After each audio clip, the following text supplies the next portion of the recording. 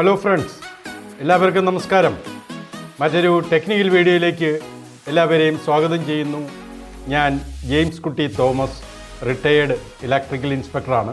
ഇന്നത്തെ വീഡിയോയിൽ വിഷയമായിട്ട് എടുത്തിരിക്കുന്നത് ഇലക്ട്രിസിറ്റി റൈറ്റ്സ് ഓഫ് കൺസ്യൂമേഴ്സ് 2020 അഥവാ വൈദ്യുതി ഉപഭോക്താക്കളുടെ അവകാശങ്ങൾ സംബന്ധിച്ചുള്ള നിയമം 2020. ഇതിൻ്റെ ഏറ്റവും പുതിയ ഒരു അമെൻമെൻ്റ്, ഒരു ഭേദഗതി കേന്ദ്ര സർക്കാർ ഇറക്കി. ഈ പുതിയ നിയമത്തിൽ പറയുന്ന മാറ്റങ്ങൾ, നമുക്ക് എന്തൊക്കെ പ്രയോജനകരമായ കാര്യങ്ങൾ ഈ പുതിയ നിയമത്തിൽ പറയുന്നു എന്നുള്ളതാണ് ഇന്നത്തെ വീഡിയോയിൽ സംസാരിക്കുവാൻ ഉദ്ദേശിക്കുന്നത്. ഈ പുതിയ നിയമത്തിൽ, ഈ പുതിയ ഭേദഗതിയിൽ പ്രധാനമായിട്ടും 4 പുതിയ നേട്ടങ്ങൾ നമുക്ക് ലഭിച്ചിട്ടുണ്ട്. അതായത് പുതിയ കണക്ഷനുകൾ അല്ലെങ്കിൽ മാറ്റങ്ങൾ, അതായത് കണക്ടർ ലോഡ് കൂട്ടുക, അങ്ങനെയുള്ള എന്തെങ്കിലും ചേഞ്ചസ് നമ്മൾ അപേക്ഷിച്ച് കഴിഞ്ഞാൽ നേരത്തെ കിട്ടിയിരുന്നതിൻ്റെ ഇരട്ടി വേഗതയിൽ നമുക്ക് ലഭിക്കണം. പിന്നെ വൈദ്യുതി വാഹനങ്ങൾക്ക് പ്രത്യേക താരിഫിലുള്ള പ്രത്യേക കണക്ഷൻ ലഭിക്കുമോ എന്നുള്ള കാര്യത്തിൽ നമുക്ക് സംശയമുണ്ടായിരുന്നു. അത് നൽകാം എന്ന് കേന്ദ്ര സർക്കാർ ഈ നിയമത്തിലൂടെ പറയുന്നു. പിന്നെ അതുപോലെ ഫീസിബിലിറ്റി സർട്ടിഫിക്കറ്റ്, നമ്മളിപ്പോൾ ഒരു സോളാർ സ്ഥാപിക്കുന്നെങ്കിൽ ബന്ധപ്പെട്ട KICB സെക്ഷൻ ഓഫീസിൽ നിന്നും അതിൻ്റെ ഫീസിബിലിറ്റി സർട്ടിഫിക്കറ്റ് വേണമെന്നുണ്ട്.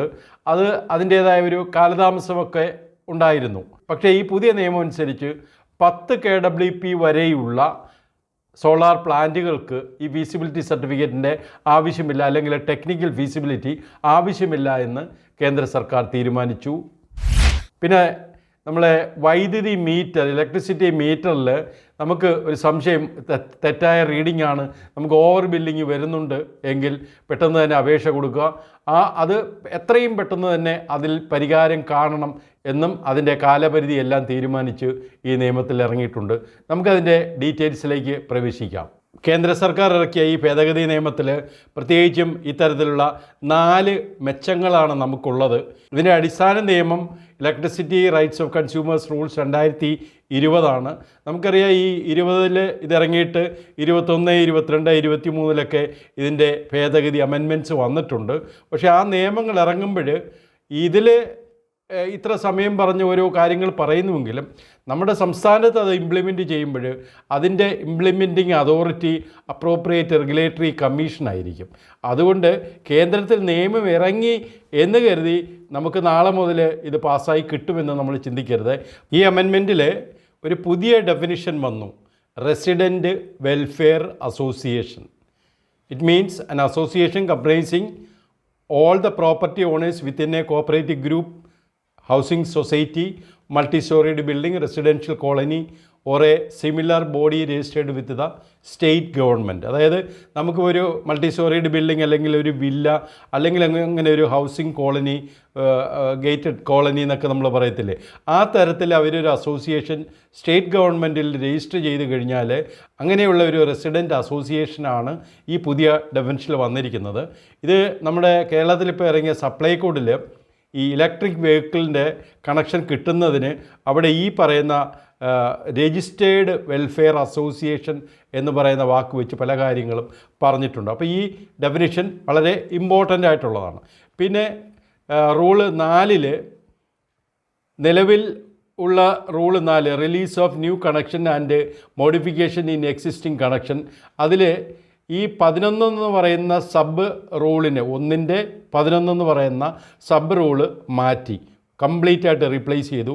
ഇതിൽ പുതിയ കണക്ഷൻ കൊടുക്കുന്നതിലും അതുപോലെ മോഡിഫിക്കേഷൻ നടത്തുന്നതിലും വരുന്ന ടൈം ലിമിറ്റ് എടുത്തു പറഞ്ഞിരിക്കുകയാണ്. അതായത് മാക്സിമം എത്ര സമയത്തിനകത്ത് കൊടുക്കണം. ഇപ്പോൾ മെട്രോ സിറ്റി ആണെങ്കിൽ 7 ദിവസം എന്നുള്ളത് ഇപ്പോൾ ഒരു 3 ദിവസമാക്കി മാറ്റി. അതുപോലെ മറ്റ് മുനിസിപ്പൽ ഏരിയസിൽ 15, 7, റൂറൽ ഏരിയാസിൽ 30, 15, ഏകദേശം ഡബിൾ സ്പീഡിൽ ഈ കാര്യങ്ങൾ നടത്തണം എന്നിപ്പോൾ പറഞ്ഞിരിക്കുകയാണ്. പിന്നെ ചില എക്സംഷൻസ് പ്രൊവൈഡഡ്, ഈ പറയുന്ന ചില സ്റ്റേറ്റ്, ഹില്ലി ഏരിയയ്ക്കുള്ള ചില സ്റ്റേറ്റുകൾ, പിന്നെ യൂണിയൻ ടെറിട്ടറീസ്, അവിടെയൊക്കെ ഇത് മാക്സിമം വേണമെങ്കിൽ 30 ഡേയ്സ് വരെ പോവാം. ഈ സ്റ്റേറ്റ് ഏതാണെന്നൊക്കെ ഇവിടെ വിശദീകരിക്കുന്നുണ്ട്. ഇനി നമ്മൾ ഈ കണക്ഷനോ, പുതിയ കണക്ഷനോ അല്ലെങ്കിൽ മോഡിഫിക്കേഷനോ, അതായത് കണക്ട് ലോഡ്, കോൺട്രാക്ട് ഡിമാൻഡ്, ഇവയൊക്കെ വ്യത്യാസം വരുത്തുന്നതാണ് ഇവിടെ മോഡിഫിക്കേഷൻ എന്ന് പറഞ്ഞത്. അങ്ങനെയുള്ള കാര്യങ്ങൾക്ക് നമ്മൾ അപേക്ഷിച്ച് കഴിഞ്ഞാൽ ഈ KSEB പോലെയുള്ള ഒരു ലൈസൻസ് പറയാണ് അവരുടെ എക്സിസ്റ്റിംഗ് ഇൻഫ്രാസ്ട്രക്ചർ അത് സഫീഷ്യൻ്റ് അല്ല, ഇത്രയും കണക്ട് ലോഡ് തരുവാനായിട്ടുള്ള കഴിവ് അതിനില്ല, അതുകൊണ്ട് അത് മോഡിഫിക്കേഷൻ നടത്തിയേ പറ്റുള്ളൂ എങ്കിൽ അങ്ങനെ വരുന്ന കേസിൽ immediately after such extension or commissioning within a period not exceeding 90 days, അതായത് എത്രയും പെട്ടെന്ന് തന്നെ ഇത് കൊടുക്കണമെന്ന് പറയുന്നുണ്ട്.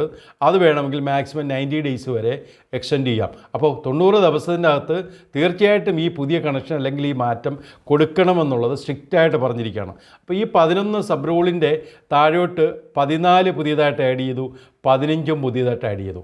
ഈ 14 ഞാൻ നേരത്തെ പറഞ്ഞല്ലോ ഒരു റെസിഡൻഷ്യൽ അസോസിയേഷൻ, അങ്ങനെ ആ അസോസിയേഷനെയാണ് ഇവിടെ ത്രൂ ഔട്ട് പറഞ്ഞിരിക്കുന്നത്. ഇതെനിക്ക് തോന്നുന്നു കേരളത്തിൽ ഇതിന് വലിയ ഇമ്പോർട്ടൻസ് വരുന്നില്ല. കാരണം ഇവിടെ പറഞ്ഞിരിക്കുന്ന ചില കാര്യങ്ങളിലൊക്കെ അതിൻ്റെ ഒരു 50% അവിടെ ഉള്ള ഫ്ലാറ്റുകൾ അല്ലെങ്കിൽ ഇൻഡിവിജ്വൽസ് അവർ സപ്പോർട്ട് ചെയ്യുകയാണെങ്കിൽ സെപ്പറേറ്റ് കണക്ഷൻ കൊടുക്കാം, അതല്ലെങ്കിൽ കമ്പൈൻഡായിട്ട് സിംഗിൾ പോയിൻറ്റ് സപ്ലൈ കൊടുക്കാം എന്നൊക്കെയാണ് ഇവിടെ പറഞ്ഞിരിക്കുന്നത്. എനിക്ക് തോന്നുന്നത് ഇതിൽ നമുക്ക് വലിയ ഒരു ഇമ്പോർട്ടൻസ് ഉണ്ടെന്ന് തോന്നുന്നില്ല. ചിലപ്പോഴും മറ്റ് സ്റ്റേറ്റിലൊക്കെ ഇങ്ങനെയുള്ള സാഹചര്യങ്ങൾ വരും. ഇവിടെ നമ്മളൊരു മൾട്ടി സ്റ്റോറീഡ് ബിൽഡിംഗ് ആയാലും ഒരു വില്ല ആയാലും നമ്മൾ തന്നെ തീരുമാനിച്ച് പേപ്പർ കൊടുക്കുകയാണ്. അല്ലാതെ ഈ 50% എന്ന് പറഞ്ഞ ഒരു കണക്കൊന്നും നമ്മുടെ കേരളത്തിൽ അങ്ങനെ ഒരു സംഗതി ഇല്ല എന്നാണ് ഞാൻ മനസ്സിലാക്കുന്നത്. എനിവേ അതിലെ കൂടുതൽ ഡീറ്റെയിൽസിലേക്ക് ഞാൻ കടക്കുന്നില്ല. പിന്നെ EV ചാർജിങ്ങിൻ്റെ കാര്യം പ്രത്യേകിച്ച് ഇവിടെ എടുത്ത് പറയുന്നുണ്ട്. അതായത് on the request of an association or an owner of the flat or house in an association or any other consumer എന്ന് പറയുമ്പോൾ സാധാരണ ഒരു ഡൊമസ്റ്റിക് കണക്ഷനൊക്കെ ഒരു വീട്ടിലെ കണക്ഷനൊക്കെ ഈ പറയുന്ന കാറ്റഗറിയിൽ വരാം. അവിടെ പറഞ്ഞിരിക്കുന്നത് ഈ distribution licensee shall provide a separate connection for supply of electricity for electric vehicle charging എന്ന് പറയുന്നുണ്ട്. For the purpose of this sub rule it is clarified that the time line, നമ്മൾ തൊട്ട് മുമ്പ് പറഞ്ഞ ഈ സബ് റൂൾ 11 അനുസരിച്ച് ഈ connection അത്രയും സ്പീഡിൽ കൊടുക്കണം എന്നും പറയുന്നുണ്ട്. നമുക്കറിയാം കേരളത്തിൽ ഈ നമ്മുടെ താരിഫ് ഓർഡറിൽ EV ചാർജിങ്ങിന് സെപ്പറേറ്റ് ഒരു താരിഫ് കണക്ഷൻ പറയുന്നുണ്ട്. പക്ഷേ ഈ ലാസ്റ്റിൽ ഇപ്പോൾ ഇറങ്ങിയിരിക്കുന്ന ഡ്രാഫ്റ്റിൽ സപ്ലൈകോഡിൻ്റെ ഡ്രാഫ്റ്റിലും പറഞ്ഞിരിക്കുന്നത് ഈ തരത്തിലൊരു സെപ്പറേറ്റ് കണക്ഷനെ പറ്റി പറയുന്നില്ല. ഞാനത് വിശദമായിട്ട് മറ്റൊരു വീഡിയോയിൽ പറഞ്ഞതാണ്, ഞാനത് റിപ്പീറ്റ് ചെയ്യുന്നില്ല. പക്ഷേ എങ്ങനെയായാലും ഈ പുതിയ അമെൻമെൻറ്റിൽ പറയുന്നത് അങ്ങനെ കൊടുക്കാം. അതുകൊണ്ട് നമുക്ക് ഇങ്ങനെ ഒരു പുതിയ കണക്ഷൻ സമീപ ഭാവിയിൽ കേരളത്തിലും ഇതനുസരിച്ചൊരു ഭേദഗതി വരും. അതല്ലെങ്കിൽ ചിലപ്പോൾ ഈ സപ്ലൈ കോഡിൽ തന്നെ ഇതനുസരിച്ചൊരു മാറ്റം വരും. അതായത് നമ്മളിപ്പോൾ ഇറങ്ങിയ ഡ്രാഫ്റ്റിൽ ഈ ഒരു കേന്ദ്ര ഗവൺമെൻറ് ഇങ്ങനെയൊരു നിയമം ഇറക്കിയതിൻ്റെ അടിസ്ഥാനത്തിൽ ഒരു മാറ്റം വരും എന്ന് നമുക്ക് വിശ്വസിക്കാം. അപ്പോൾ ഇനി ഇതിൽ അടുത്തത് പറയുന്നത് മീറ്ററിങ് സംബന്ധിച്ചുള്ളതാണ്. മീറ്ററിംഗ് എന്ന് പറഞ്ഞാൽ നമുക്ക് വരുന്ന ഇഷ്യൂ എന്ന് പറഞ്ഞാൽ നമ്മുടെ മീറ്റർ ഓവർ റീഡിങ് കാണിക്കുന്നു, അങ്ങനെയൊക്കെ ചില സാഹചര്യങ്ങൾ വരാം. അങ്ങനെ ഒരു കംപ്ലയിൻറ്റ് കൊടുത്തു കഴിഞ്ഞാൽ വിത്തിൻ 30 days അതായത് നമ്മൾ ഈ കംപ്ലയിൻറ്റ് കൊടുത്തു കഴിഞ്ഞ് വിത്തിൻ 30 days ഇത് നടപടി ഉണ്ടായിരിക്കണം എന്നാണ് പറഞ്ഞിരിക്കുന്നത്. അതുകൂടാതെ ഇവിടെ എടുത്തു പറയുന്നത് ഈ ഡിസ്ട്രിബ്യൂഷൻ ലൈസൻസി ഈ പരാതി കൊടുത്തു കഴിഞ്ഞാൽ അവർക്കൊരു സംശയമുണ്ട്, അതായത് അവരൊരു ഇൻസ്പെക്ഷൻ നടത്തി അവർക്ക് അതിലൊരു സംശയം തോന്നുകയാണെങ്കിൽ അവർക്ക് വേണമെങ്കിൽ ഒരു ചെക്ക് മീറ്റർ വയ്ക്കാം. അത് വിത്തിൻ 5 days ആ മീറ്റർ വെക്കണം എന്നും പറയുന്നുണ്ട്. അപ്പോൾ ഈ റൂള് 7 ഇത്തരത്തിൽ ഭേദഗതി ചെയ്ത് നമുക്ക് കുറച്ചുകൂടി അനുകൂലമാക്കിയിരിക്കുകയാണ്. ഇപ്പോൾ നമ്മുടെ പഴയ നിയമത്തിൽ എങ്ങനെയാണ് പറഞ്ഞിരിക്കുന്നത്, ഇത് വായിച്ചു കഴിഞ്ഞാൽ നമുക്ക് മനസ്സിലാകുന്നത് 2 ഓപ്ഷൻ അവിടെ പറഞ്ഞിരിക്കുന്നത്. ആ സ്പെസിഫൈഡ് ബൈ ദ കമ്മീഷൻ എന്ന് പറഞ്ഞ ഒരു ഓപ്ഷൻ ഉണ്ടായിരുന്നു. അതായത് ഇവിടെ 30 days എന്ന് പറയുന്നത് ഇവിടെയുമുണ്ട്. അതുകൂടാതെ ആ ഡിസൈഡ് ബൈ കമ്മീഷൻ എന്ന് പറയുന്നുണ്ട്. ആ കമ്മീഷൻ്റെ ആ ഒരു പർട്ടിക്കുലർ അധികാരം ഒഴിവാക്കിക്കൊണ്ട് ഇവിടെ നേരിട്ട് പറഞ്ഞിരിക്കുകയാണ് വിത്തിൻ 30 days, അല്ലാതെ വേറൊരു ഓപ്ഷൻ ഈ പുതിയ നിയമത്തിൽ പറഞ്ഞിട്ടില്ല. അപ്പോൾ നമുക്കത് വളരെ അനുകൂലമായ ഒരു നിയമമായിട്ട് നമുക്ക് പരിഗണിക്കാം. ഇനി മറ്റൊരു പ്രധാന കാര്യം ഫീസിബിലിറ്റി സ്റ്റഡി അല്ലെങ്കിൽ ടെക്നിക്കൽ ഫീസിബിലിറ്റി സർട്ടിഫിക്കറ്റുമായി ബന്ധപ്പെട്ടിട്ടുള്ളതാണ്. നിലവിലുള്ള നിയമത്തിൽ ഇത് നമ്മളൊരു ആപ്ലിക്കേഷൻ കൊടുത്തു കഴിഞ്ഞാൽ ഈ 20 ദിവസത്തിനകത്ത് കംപ്ലീറ്റ് ചെയ്യണമെന്നുണ്ട്. അതിപ്പോഴേ 15 ദിവസമായി കുറച്ചു.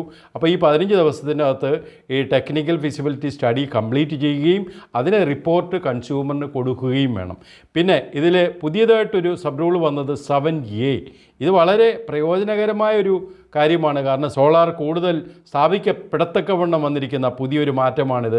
ഇതിൽ പറഞ്ഞിരിക്കുന്നത് 10 kWp കപ്പാസിറ്റി വരെ ഉള്ളത് അത് കംപ്ലീറ്റ് ഇൻ ഓൾ റെസ്പെക്റ്റ്, അത് എല്ലാ തരത്തിലത് കംപ്ലീറ്റ് ചെയ്തിട്ടുണ്ടെങ്കിൽ അവിടെ ടെക്നിക്കൽ ഫീസിബിലിറ്റി സ്റ്റഡി ആവശ്യമില്ല എന്ന് പ്രത്യേകിച്ച് എടുത്തു പറഞ്ഞിരിക്കുകയാണ്.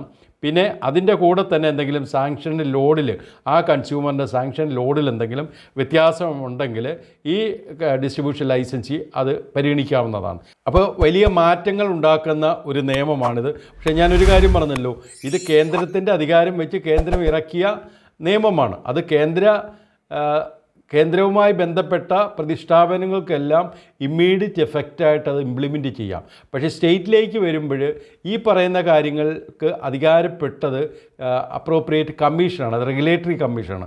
അപ്പോൾ ഇതിനെയെല്ലാം ഈ കേന്ദ്രത്തിലിറങ്ങിയ ഈ നിയമത്തിനെയെല്ലാം അടിസ്ഥാനപ്പെടുത്തിക്കൊണ്ട് ഇനി നമ്മുടെ സപ്ലൈ കോഡിൻ്റെ അമെൻമെൻറ്റിൽ, അല്ലെങ്കിൽ സോളാറിൻ്റെ ആണെങ്കിൽ സോളാറിൻ്റേതായ നിയമത്തിൽ ഈ പറയുന്ന കാര്യങ്ങൾ, ഈ മാറ്റങ്ങൾ കൊണ്ടുവരണം. നമുക്കറിയാം, നമുക്കിപ്പോഴേ 2 ഡ്രാഫ്റ്റ് വന്നിട്ടുണ്ട്. സപ്ലൈ കോഡിൻ്റെ ഡ്രാഫ്റ്റും വന്നിട്ടുണ്ട്, റീന്യൂവബിൾ എനർജി സംബന്ധിച്ചുള്ള നിയമത്തിൻ്റെയും മാറ്റങ്ങൾ വന്നിട്ടുണ്ട്, അതിൻ്റെ ഡ്രാഫ്റ്റ് വന്നിട്ടുണ്ട്.